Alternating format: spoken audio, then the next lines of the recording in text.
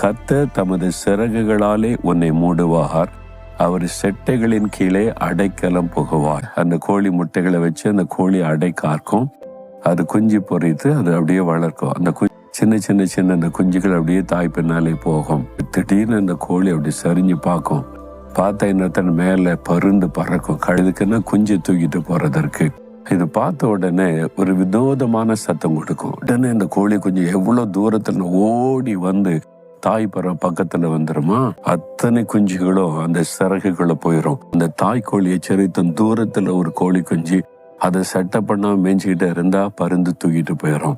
அப்போ சத்துருடைய பிடியில சிக்க காரணம் தாய் பறவை விட்டு தூரமா இருந்ததுதான். நீங்க எப்பொழுது இயேசுவோடு இருங்க, அப்படியே செட்டைக்குள்ள இருங்க. யாருன்னு சொல்றாரு, என் செட்டைக்குள்ள வந்துரு மகளே, வந்துரு மகனே, நான் இருக்கிற உன்னை பாதுகாக்க. எவ்வளவு அற்புதமான ஒரு ஆண்டவர் நமக்கு இருக்கிறார் பாத்தீங்களா?